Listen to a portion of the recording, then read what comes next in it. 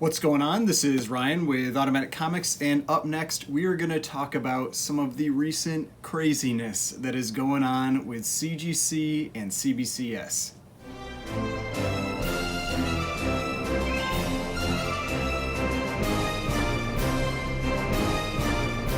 Alright, so before we get started, please remember to hit that like button and hit the subscribe button if you'd like to see more content like this. If you haven't watched my last couple of videos, I'm going to show this book all the time until we get there. I recently crossed 4,500 subscribers, and when I hit 5,000, I'm going to be giving this book away, Fantastic Four 67, 50 white pages. And so let's get to that 5,000 subs. And I've had some people ask about the Hulk 340 that I am giving away as well. I have not done the drawing yet for that one, so if you haven't watched that video, it was a couple weeks ago. It says something about I'm giving a book away in the thumbnail, and so make sure to go and watch that video and enter for that giveaway as well, because I'll be doing that drawing pretty soon. Alright, so now to the matter at hand, the craziness that is going on with CGC and CBCS. This is going to be a little more free-form type conversation that I'm doing with this one. Just kind of some of my thoughts about what's been going on the last few weeks. I wasn't really planning on revisiting the whole CGC acetate cover C2E2 thing, but they'd given an update recently. I know some people have made videos about it, but not everybody watches all the same channels, not everybody's on Instagram. So I thought this was something that was worth talking about, but there's also a couple other things I wanted to cover in this video as well. So I'm going to go over the recent CGC announcement with respect to the acetate covers. I'm going to talk about CGC's removal of the label notes, the notes on the labels on the slabs, and then I'm going to talk about something that just got put out on Instagram, it would be about today or yesterday, about a huge issue with CBCS that happened and some of the pretty questionable methods that CBCS is using or was using. So we're going to talk about that too. Now, I am going to say I really don't care for the drama side of things when it comes to these types of topics. I know people can get really heated. I don't really like arguing about this stuff. I mean, for me, comics is fun. I don't buy and sell comics because I want to get into drama. I do it because I think it's fun. So I just like to put that out there that I do think that these are important topics. That's why I want to talk about them, but I'm not interested in, arguing and that kind of stuff. All right, so let's start with the CGC acetate cover grading. And so part of the reason I like to cover this one is because with that whole acetate cover grading, I saw a bunch of people saying, they're going to leave the hobby because of this, or it's ruining comics, all this kind of stuff. And honestly, how CGC grades its books, to me, should not define how you enjoy the hobby. At least from my perspective, what CGC does with their business is not going to cause me to leave the hobby. It's not going to cause me to like comics any less or any more. They are an aspect of the hobby. They are very important with respect to assigning values and establishing values for books. But, like I said, they are not going to, a decision that they make is not going to drive me out of the hobby. And so I think that's just something to always consider, is because a big part of this, it's the comics. It's not the grading of the comics, all that kind of stuff. It's not the plastic that's on, it's not the plastic that's on the outside. It's the thing that's on the inside. So just something that, I think it's worthwhile to always think about when, with how I saw a lot of people getting really hyped up and really angry about this. And so it's just, remember, it's the comics, it's not CGC. CGC isn't what makes up the entire hobby. So I just think that's something that's worthwhile to point out from the start. Now, like I mentioned in my last video, CGC had made a couple of announcements. The first one was that, we know about the comic and we stand by how we graded it. And that seemed that was not a great response. Then the second one was an explanation of why they graded it the way they graded it. And then they said that they were going to keep it as a blue label, but they were going to put this note on the label where basically said it was like 2 staples added and all this kind of stuff. People didn't like that. And so now they've come out with a new statement, which, in my opinion, this is where it should have been from the start. And I think a lot of people agree with that. I know there's still going to be people that are upset and they're going to say that they shouldn't have graded it at all and that kind of thing. But I'd say this is about as close as we're going to get. I mean, getting CGC to change their stance on something is not easy. And so I'd say take that for the win that it is. And that's something I'm going to talk about with the label notes a little bit later. Now, I will say their method of dispersing this information is awful. It's terrible. It's actually, I think it's a joke. Having just an admin that's on their forum randomly making posts about this kind of thing where, you have this company that's worth hundreds of millions of dollars, and this is how they give out information that's important to the people that are in the hobby. For issues like this, they should be putting out some type of either a press release or public statement. It should be going out through Twitter or Instagram, something that's easily accessible to people, not buried in the forums. If you've gone and read that forum, I think it's over 200 pages of comments now. And each page probably has, 10 or 20 comments on it. I mean, it's impossible to find anything unless you know you're looking for it. It is not how this information should go out. It just gets buried, and you're just lucky if you see someone on like Instagram post about it because they happen to see it. So here is what they said. It's actually a pretty confusing read. And so I just have to read this specifically, so I won't be looking right at the camera. We appreciate everyone being patient with our follow-up regarding the Clayton Crane acetate covers. After discussions this past week, CGC will assign a qualified signature series label to comics that contain an acetate cover by Mr. Crane, as well as his signature that has been witnessed by a CGC representative. This also applies to the Ultimate Fallout Facsimile Edition number 4 that sold at C2E2. The grade assigned will take into consideration the grade... Well, actually, let's go back to that first. That first sentence is not how this should have opened. They're talking about the signature series. That's not what's important here. The signature series shouldn't be in this conversation at all. It has nothing to do with this. I don't know if this is just to advertise for a signing that they have coming up or what, but the signature series part of this should not even be in this conversation. It only muddles everything and makes it difficult to understand what they're actually trying to tell you. But then now let's move on to the next part. The grade assigned will take into consideration the grade of the acetate cover as well as the interior book. That is a very important statement because I guarantee you that is not how they graded those original books that they got from Black Flag. These acetate covers where they had 110.0 and it was like 499s, I think, with like each of the books. There is a 0% chance that those books got those 10.0s and 9.9s. I guarantee it. Because when you look at the other reprints that have been graded, I believe there are 0.99s and 0.10s. And so they definitely were grading this as the acetate cover. And that's how I interpreted it at first, because I was thinking of it as the same thing as those metal comics that were put out a while ago where it was like Action 1 or Superman 1 and Detective... like there were a number of big keys that they made these metal versions of, and those ones you almost had to get a 10.0 or a 9.9 for the book to really have any value. And so with this, because it was a plastic acetate cover, I was like, okay, that's reasonable. They're just grading that acetate. But with this statement, that means that now those 10.0s and 9.9s, there's no way that that's what those books actually graded out as. And if they got resubmitted to CGC, I would not be surprised if they downgraded it to a 9.8, and then it would get the qualified label as well. So I think that's a big thing here, is that I think they originally had graded it as the acetate cover was the thing they were grading, but this is telling you that that's not how they're going to be doing it moving forward.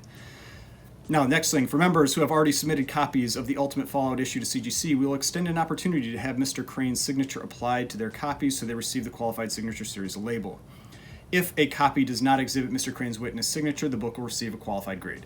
That's what's important. That is really the only, like, there were two lines that were needed here.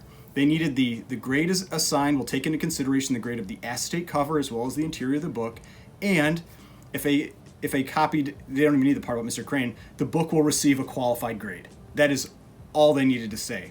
Because if you have a book that's qualified, that gets a signature, you always get the label that has yellow and green on it, where it's it has a green little strip at the top that says qualified, and then it's yellow for the bulk of the label. That's just standard practice for CGC. It made no sense to have this stuff in here about the qualified signature label. Then the last paragraph goes, going forward, CGC will only certify artist-created covers that are first approved by CGC, and those covers must be signed by the artist through the Signature Series program to receive the qualified Signature Series label. The cover must be created by a published artist. So that's what really made this confusing to me at first as well, because here again they're talking about this stupid qualified signature series label. It made it like, when I read that as the only way that you can get any books in the future that have this type of cover graded is if they are also signed by the artist. That's how the first time I read this I was like, man, that's really a weird way to define these books. But I'm almost certain, based on what I've talked about with other people, that's not what they're saying. They're saying the books will receive a qualified grade, but then if you get it signed, you'll get this qualified signature label. It was a horrible way to put this out. This definitely was not written by some publicist or anything like that. This was a terrible way to present this information because it's extremely confusing. But that's what they stated. The important parts are they are now grading the whole book, not just the acetate cover for that 9, 9, or 10 grade. And then these books will get qualified grades moving forward. And so I'd say, take it for what it is. I'd say it's pretty much a win in this situation, and the book is probably getting graded about the way it should have been from the start. Now, I also wanted to touch on this with my prior video and how I had said this wasn't really something that concerned me all that much. I know it bothered others quite a bit, and from the comments it was largely that they're concerned that CGC is basically wrecking their reputation with a lot of the things that they've been doing recently. And I get that. I completely agree. They have made a number of poor decisions over the last 6 to 12 months or so. But like I said, I don't base my enjoyment of this hobby and the business around it on what CGC is doing. And sure, I have a number of CGC books, and I understand that the value of those books could drop if people stop believing in or respecting CGC's ability to grade these and grade these impartially. But like I've always said, and I was just saying earlier, it's not about the piece of plastic that's around the book. It is about the book that is on the inside. So a couple things. Yes, I think it does improve the presentation of it. That's why I like how they look when they're in the slab when you're presenting them. I think that's an important part of it. It does make it easier to standardize the grading of the books, to assign values more easily, so that you don't have things like overgraded books, restored books, incomplete books, and that's the type of stuff that can really happen with raws, because like I've shown in a number of my other videos, I buy from all kinds of dealers, big dealers, all that kind of stuff, and I've had plenty of them sell me overgraded books that are restored, books that are incomplete. And so, yeah, there are issues with CBCS and CGC and that kind of thing, but they still serve an important purpose that they get you close. Now, you might say like, oh, this isn't a 5.0, this is a 4.5, or this is a 5.5, whatever. It's close. It's something that gets you to around where people can agree on what that book is, which is much more difficult when you're dealing with raw books, when you're buying and selling raw books. Now, I will say, don't let anybody tell you that the reason you put a book in here is to protect it. That is not correct. If you actually just wanted to keep your book safe, you would put it in a Mylar with one of those clear plastic backs, or with a couple acid-free full backs, something like that. That is the best way to keep your book safe, because I have seen tons of books that are damaged from being put into these cases. Whether it's from the actual slabbing process where they get pinched in here, I've seen that happen a number of times. I've had books where that's happened, where I've gotten one where it's been pinched inside the inner well, and it just, I had a book that was a 9.8, and that book was now like an 8.0.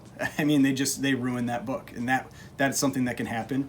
I've seen plenty of books where they shift around inside and take edge damage.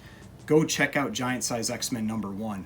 I swear, like 1 in 10 of those have received damage inside the case. It's absurd. It's like they hate that book or something. It's almost always over here. I think it's because for that book, maybe more than other square bounds, it must have maybe on average more of an overlap or an edge that extends out past the pages, and you'll just see like all punched in sides over here. There was one that was like a 9.6, I remember, that sold back in like 2020 on, I think it was Comic Link. And it became a big thing because then the person tried to auction it off afterwards after they got it, and then people were saying, you can't sell this, it's not a 9.6, because it was just ruined. I mean, the entire edge was just destroyed.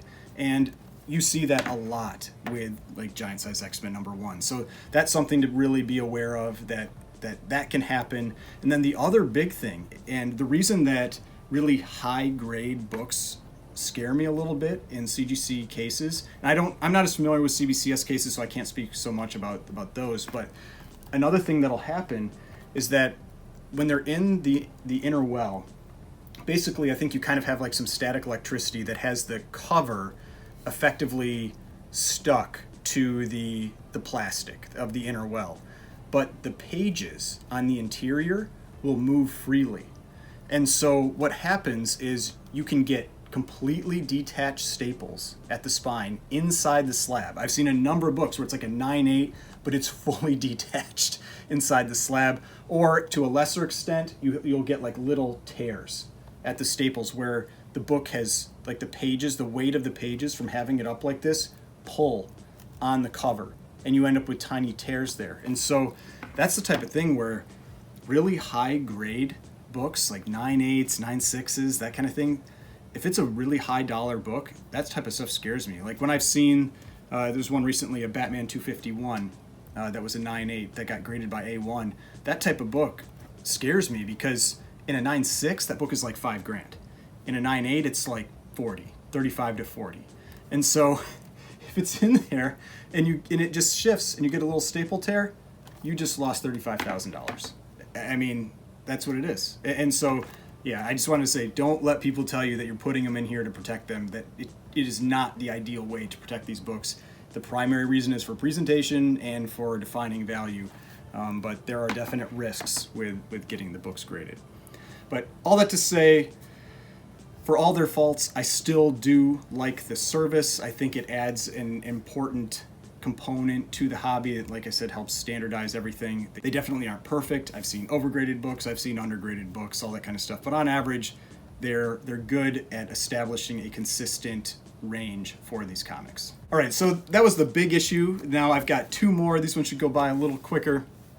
The second one, I just wanted to talk about the removal of those label notes. So I don't usually get, I don't know if I'd say like emotional or whatever it is in my videos where I get a little hyped up, but I'd say like the one time I really did was when I made that video about CGC removing the label notes, because when I saw that as something that does really hurt the hobby. It's actually something that's bad for collectors.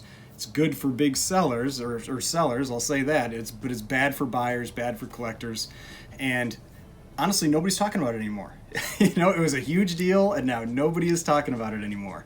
But I was watching the Heritage Weekly auction this week and I saw a book that came up for sale, and I'll put a picture of it up here.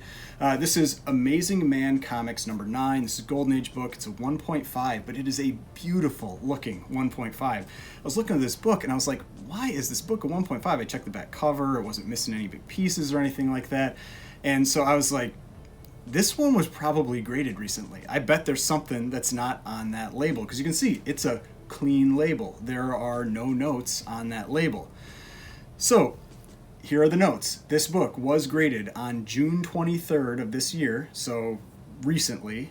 It says, spine of cover completely split and reattached with tape, tape on interior front cover, and 2 reattached staples added after manufacturing. All 3 of those entries would have been on the actual label. Extra staples added after manufacturing, tape on the interior and exterior cover, and the spine of the cover being completely split and reattached. All 3 of those things would have been on that label prior to this change.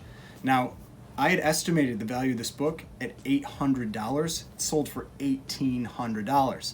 Now, would it have sold for $1,800 if it had all those notes on the label? I can't say for sure, but I wouldn't doubt that this book probably sold for a little bit more because those notes were gone. And that is one of the things that I talked about in my video, that I think that was a big driving factor in this. When they were talking about the prominent members of the comic community, it was big dealers that wanted to get more money for their books, or books they were having trouble selling because of these notes. So to go along with that, I also watch a lot of sales on things like Instagram and all that. And I was watching one this last week where someone had a book up, it was a low grade, and they were touting that it was a clean label, and that there were no notes on the label. But like you just saw with that Amazing Man Comics, that means nothing anymore. Clean label means absolutely nothing. And in my opinion, sellers really shouldn't be advertising that as something for their book unless they are providing grader's notes and or have checked and made sure that there's nothing like tape or added staples or spine splits or detachments, things that would have traditionally been on that label. But this is the kind of thing that really concerned me with these label notes. I think this was a much bigger deal from the perspective of transparency and importance to the hobby than the grading of that acetate cover. And so that's why that issue is one that I think, unfortunately, we didn't win on that one. Yeah, they gave free grader's notes now, but you still have to go and look that up. And in a lot of cases, you can't. If you're on an Instagram sale, you've got to, try to stop the person and ask them to read off the number to you so that you can go and type it into CGC's webpage and get those notes. That's just, it's not happening. And so, and like I said, you've still got people that are saying like, oh, it's a clean label. Clean labels don't mean anything anymore. So I want to make sure that people are aware that this change is definitely in effect now, and that just because you see a clean label does not mean it is a traditionally clean label. It could have lots of things going on with it, and like that example that I gave earlier, that was like all the things. Like all the things that were traditionally put on that label were part of that book, and that was a clean label book. All right, now issue 3. This is a crazy one. This was a CBCS submitter that posted on Instagram that goes by Tales from the Flip Side. And he did a long post. It was like 7 different images that were something he had written up. And it sounds like he's a very big submitter to CBCS. He's been using them for about 7 years. He said he'd submitted around 25,000 books. But what happened recently, or within the last year or so, he had a few submissions that he sent in. It was sounded like maybe 5 to 7 submissions in July of 2021. And he hadn't gotten them back yet. He kept reaching out, trying to see what was going on. Those submissions consisted of 367 books, and CBCS lost all of them. So that is crazy. That is crazy to lose 367 books across multiple submissions. And they just recently moved. They probably didn't lose those in the move. They probably lost those well before that move. But that number is just insane. Now, granted, I know people will say, well, he's submitted 25,000 books. Yeah, that's a lot of books, but 367 lost is 1.5% of those books, approximately. That's terrible. Imagine you're submitting 100 books, and every time they lose at least one. They lose 1 to 2 every time you submit 100 books. Would you consider that acceptable? No. That would never be acceptable. That is horrible. And I know CGC isn't perfect either. I've seen some things about incorrect books getting shipped out to people, that kind of stuff. This kind of stuff happens. But I just want to make sure it's clear that none of these services are perfect. Everything is run by people. People make mistakes. This stuff happens. But the lost books, in my opinion, was not the most insane part of this story. So I'm going to read something from his post.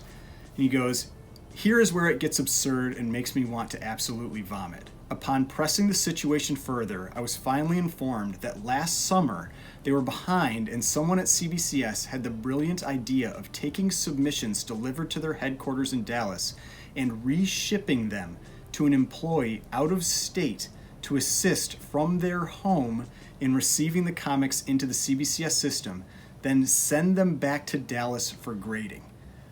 That is insanity. Like, that is crazy.